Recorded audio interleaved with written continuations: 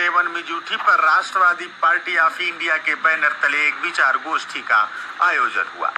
गोष्ठी को पार्टी के राष्ट्रीय अध्यक्ष ने संबोधित किया।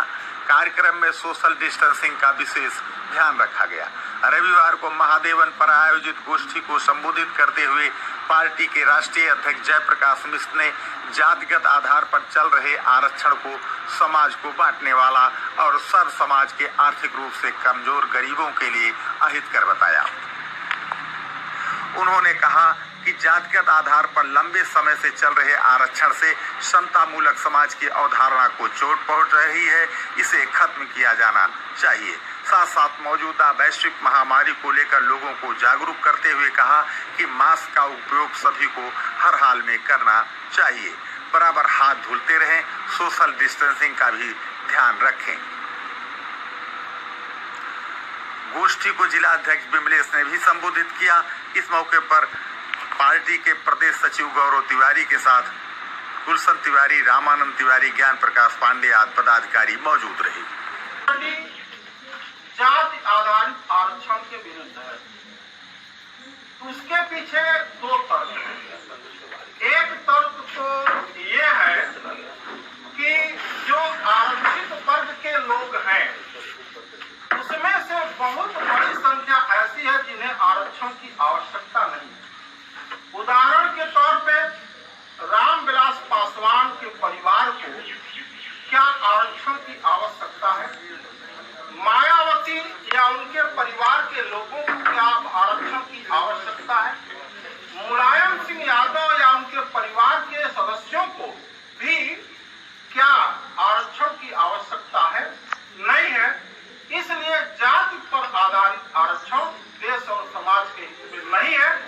इसलिए हमारी पार्टी आरक्षण का विरोध करती है। दूसरा विरोध का एक कारण और भी है।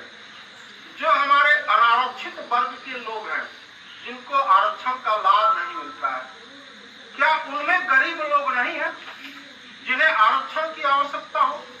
निश्चित रूप से जो अन्य वर्ग है जिसे आरक्षण का लाभ नहीं मिलता है उसमें भी गरीब लोग हैं जिन्हें आरक्षण की आवश्यकता है।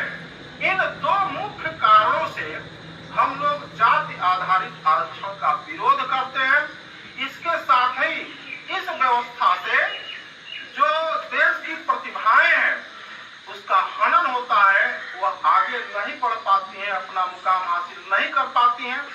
एक कम पढ़ा लिखा व्यक्ति, कम क्षमता वाला व्यक्ति जब इंजीनियर बन जाता है, आरक्षण के नाम पर डॉक्टर बन जाता है, तो देश और समाज की अच्छे से सेवा नहीं कर पाता है, अच्छे से वह चिकित्सा नहीं कर पाता है, अच्छे पुल का निर्माण नहीं कर पाता है।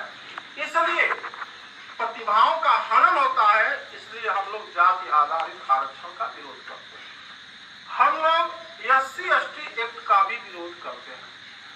आरक्षण के बारे में एक चीज और बताना चाहते हैं। आप सभी लोग प्रबुद्ध वर्ग से जानते होंगे, भीमराव अम्बेडकर जी ने आरक्षण की व्यवस्था संविधान में मात्र 10 वर्ष के लिए बढ़ाई और उनका स्पष्ट कहना था कि ज्यादा लंबे समय तक अगर ये आरक्षण बढ़ाया जाएगा तो आरक्षित जातियां इसके ऊपर आश्रित हो जाएंगी और उनका विकास ठीक से नहीं हो पाएगा। इसलिए मात्र 10 वर्षों के लिए उन्होंने आरक्षण की व्यवस्था बनाई थी। बाद की सरकारों और नेताओं ने वोट बैंक के चलते इसको बढ़ाते गए और आज तक बढ़ता रहा।